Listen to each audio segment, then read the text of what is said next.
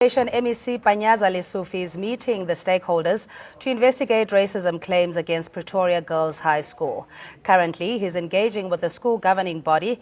The SGB so far has maintained silence over the issue. MEC Lesufi has expressed his disgust at what the learners at Pretoria Girls High School have seemingly been through. Earlier, he met the learners from the school in a closed meeting. Several girls broke down as they reported incidents of victimization and issues they have faced. The Tshwane Mayor, Solim Simanga, also addressed the learners, attempting to assure them. We need to make sure that we have a permanent solution and not just react every time there's an incident of instability in any of our schools. But I also want to reiterate that it cannot be that people's freedom of expression is being hampered on.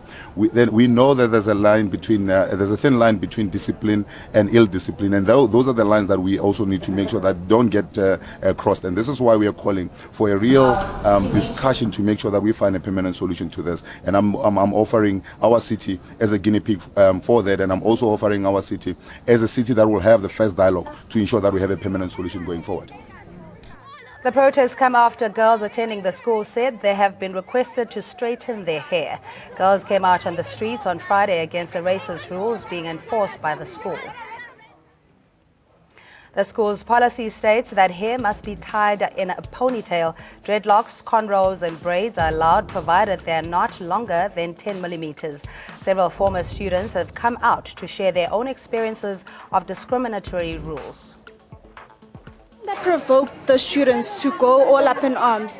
A grade 11 student, Tembachian, as I'm told, submitted a speech or essay talking about how the black woman is always at the shortest end of the stick, whether it is in the workplace or even at school. A white teacher, then told her to retract everything and do another one because that is promoting racism and everything. But she was speaking her mind and actually speaking the truth. I definitely think that this, code of conduct is failing the school. For the mere fact that it's not just the school who put together the code of conduct, it's also the school governing body. The school governing body's been quiet the whole time. They haven't said anything. And how do you have, white parents on the school governing body who can make rules for black girls but not understand what they go through, And not just black girls. I mean, you have girls from across the spectrum. My friend over here is colored. Her hair is really big. How do you have someone who doesn't know what that's like making the rules, And it's just sad that the school governing body's been quiet about it all this time. My daughter's got bushy hair, and she was called out. She was chased out of assembly because her hair was high.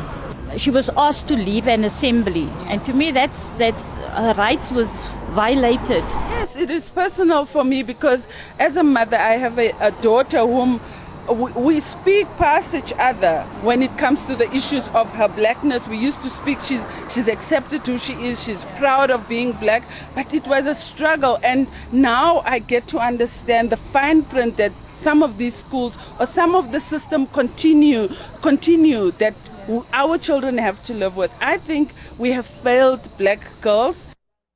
The young female learners in their protest, the ANC Women's League has demanded the Human Rights Commission to probe the matter.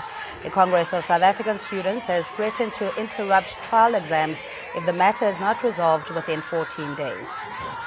These are issues that we consistently raise. When I say these issues, I'm talking about racism, a very structurally, in place racism that is not in your face. But when you're telling me that my afro must not be longer than 5 centimeters long, when you're telling me about my dreads, you're asking me to be something I am not. I am not white. My hair does not lie down. When it grows up.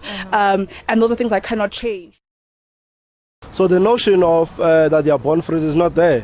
Because they understand that they are born in a country that has high level of racism and inequality. And they are actually feeling that pinch, and actually they are responding accordingly. And I think ours is really to support them, to say to them there's nothing wrong that they have done. They are standing up what they believe in as black kids, and they must rise up. But we should have that type of a moral spirit where I should be comfortable and a white learner should be comfortable when they are around blacks. I couldn't hold back my tears that in 2016 we have pockets of children who will have to be fighting things that their great-grandfathers and their forebearers fought already.